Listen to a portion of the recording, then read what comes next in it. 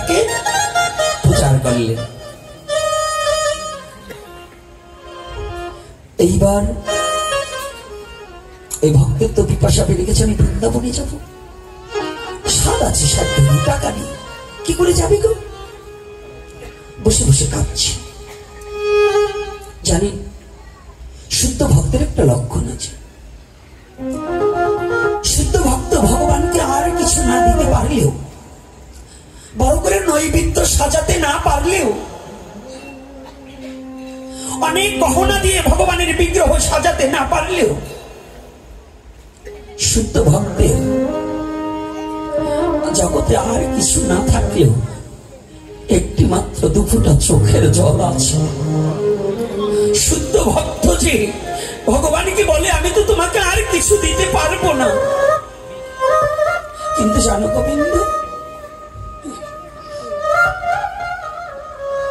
তোমাকে দেওয়ার মতো তো বিশ্ব পৃথিবীতে আমার কিছু নেই।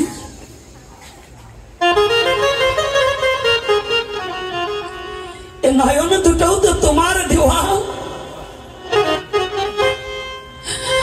বিশ্ব জগতে আমার বলতে কিছু নেই, তবে তোমার দেওয়া নয়নের জলে তোমার চরণে দিবার নিমিত্তে হা কৃষ্ণ গোবিন্দ বলে দুঃখটা নয়নের জল কৃষ্ণ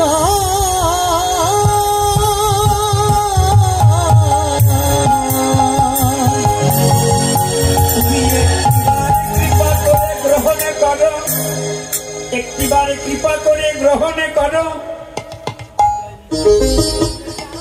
পৃথিবীর ভক্ত কিছু না দিতে পারলেও, কিন্তু ভক্তের চোখের জল ছাড়া ভগবানকে আর কিছু দিতে পারে না। ওই ভক্ত মাঠে ঘাটে যেখানে যাচ্ছে, হা রাধে হা গোবিন্দ বলে কাঁদছে। কখনো কখনো যখন ওই বৃন্দাবনের কথা মনে পড়ে, ওই ধুলার মাঝে ধূসারিত হয়ে গড়াগড়ি দেয় আর জয় রাধে শ্রী রাধে।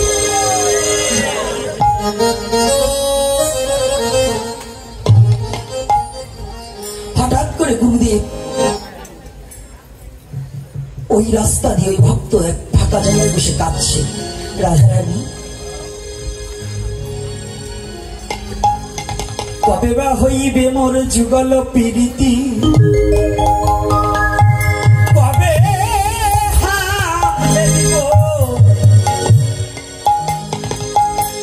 ওই যুগল মূরতি। রাধে হে, কবে আমার সেই ভাগ্য হবে, কবে বৃন্দাবনে যাব,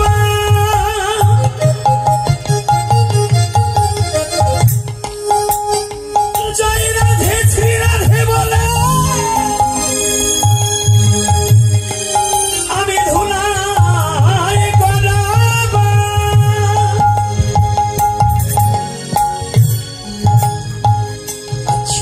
দুটি নয়নের জলে বক্ষ প্লাবিত হয়ে যাচ্ছে। গুরুদেব এসে রুটি দেখতে কি আমার শিষ্য না? হ্যাঁ, তাই তো। গুরুদেব আস্তে আস্তে কাছে এসে বলছে, কিরে বাবা, তুই কাঁদছিস কেন? গুরুদেবকে পাওয়ার সাথে সাথে দুখানা চরণ জড়িয়ে ধরেছে, দুখানা রাঙা চরণ জড়িয়ে ধরেছে। গুরুদেব, মেঘনা চাইতে জল, আপনি করুণা করে এসেছেন, প্রণাম করে। গুরুদেবকে ষষ্ঠাঙ্গে প্রণাম করেছে ওই মাঠের মধ্যে, প্রণাম করে। গুরুদেব বলছে, বাবা তুই কাঁদছিস কেন? বলছে, গুরুদেব আমি কাঁদছি কেন জানো? এ বিশ্ব জগতে আমার বড় স্বাদ ছিল, আমি একটু বৃন্দাবনে যাব, কিন্তু হলো না। বলছি কেন? বলছে, আমার তো কোনো অর্থবিত্ত নেই, আমার কোনো টাকা করি নেই, এ বিশ্ব জগতে আমার মতো কাঙাল কি করে ওই বৃন্দাবনে যাবে? গুরুদেব বলছে, বাবা, গুরুদেব বুঝতে পেরেছি, আমার ভক্ত, আমার শিষ্য, আমার গোবিন্দের চরণে নিজেকে সমর্পিত চিত্ত করে দিয়েছে। সদ্গুরু সৎ শিষ্যকে চিনে নিতে পারে, বুঝে নিতে পারে। সৎ গুরু সৎ শিষ্যকে চিনে এবং বুঝে নিতে পারে, যোগ্যতা গুরুর আছে। বাবা তুই বৃন্দাবনে যাবি? হ্যাঁ করবি, আমি বৃন্দাবনে যাবো। তুই কাঁদছিস কেন বুকা? বলছি কেন? বলছে বৃন্দাবনে যেতে তো টাকা প্রয়োজন হয় না। বলছে আমার ইচ্ছা ছিল একটু গঙ্গায় স্নান করবো। বলছে করবি, তুই সমস্ত তীর্থ দর্শন করতে পারবি, গঙ্গায় স্নান করতে পারবি। বলছে কোথায়? বলছে আমার সাথে। বাড়িতে নিয়ে বলছে আজকে তোর বাড়িতে কিছু সাধু সেবা দিয়ে সাধু সেবার আয়োজন করেছে। সাধু সেবার যখন আয়োজন করেছে না, সমস্ত বৈষ্ণবগণ, 3 বৈষ্ণবগণ এসেছে। এই যে আমরা তো সনাতনী, তাই না? আমরা কি আজকে এই পূর্ণিমা তিথিতে পঞ্জিকায়ও দেখবেন, যারা মানে না তাদের কথা আমি বলি না, যারা মানেন তাদের কথা বলছি। পঞ্জিকায় অমাবস্যা পূর্ণিমায় কিন্তু মাছ মাংস খাওয়া নিষিদ্ধ আছে কিনা বাবা? মানেন বা না মানেন, সত্য কথাটা স্বীকার করতে হবে, আছে কিনা? আচ্ছা, আরো বিশেষ করে আজকে গৌর পূর্ণিমা। এই গৌর পূর্ণিমা এবং দোল পূর্ণিমা, এই দিনে যদি আমরা, যাদের একটু আত্মচৈতন্যবোধ জ্ঞান আছে, গরু ছাগল না মানে মানুষ যারা, তাদের আজকে কি মাছ মাংস খাওয়া বৈধ? সত্য কথা বলবেন। যারা মানুষ, গরু ছাগল না, গরু ছাগলের কথা আলাদা, ওই কুকুর বিড়ালের কথা বলছি না। আজকে ভক্তের বাড়ির কুকুরেও ওসব খাবে না। এজন্য নরোত্তম দাস ঠাকুর মহাশয় লিখেছিলেন, বৈষ্ণব দ্বারেরও যদি হইতাম কুকুর, প্রসাদ দিয়ে তরাইত বৈষ্ণব ঠাকুর। এটা কি আমার কথা না নরোত্তম দাস ঠাকুরের কথা? বৈষ্ণবের দ্বারের কুকুর, অর্থাৎ আমি বৈষ্ণব না হতে পারি, কিন্তু বৈষ্ণবের দ্বারের কুকুর হলেও আমার জীবন ধন্য হবে, তাই তো? হবে কিনা?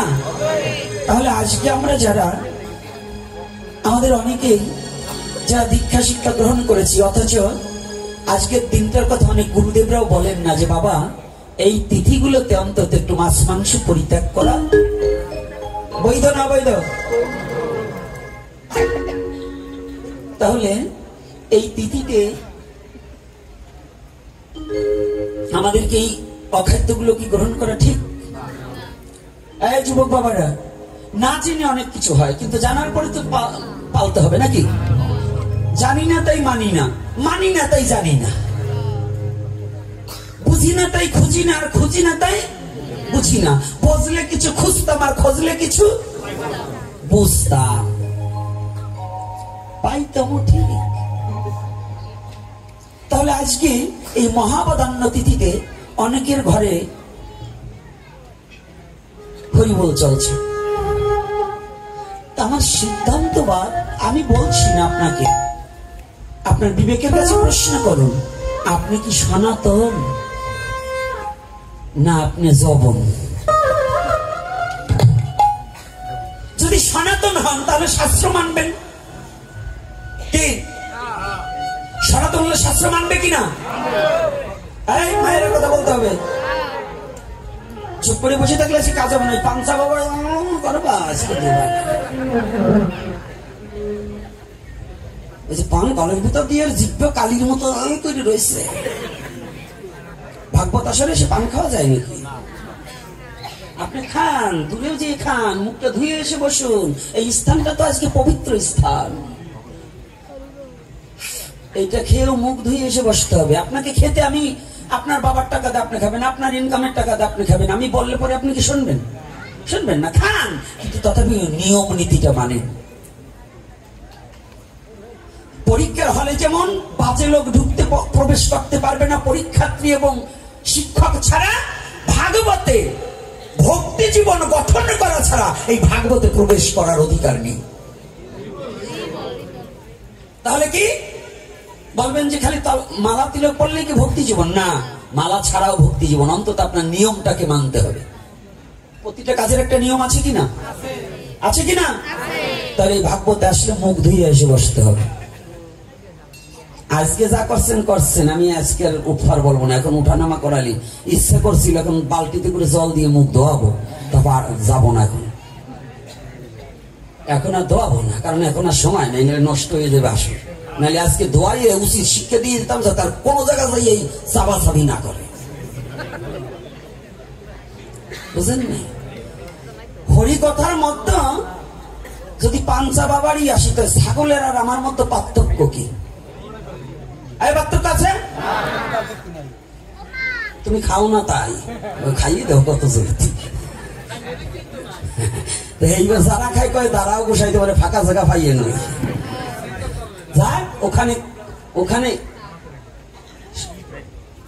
বন্ধ রেখে এদিকে একটু কথা বলি। তাহলে এবার সাধুগুরু বৈষ্ণবকে আয়োজন করেছে, সেবার আয়োজন করেছে। এখন শিষ্য বলছে, গুরুদেব আমাকে না বৃন্দাবনে নিতে চাইলেন। বলছে, হ্যাঁ এখনই তো যাবি, তাহলে শোন, বৃন্দাবন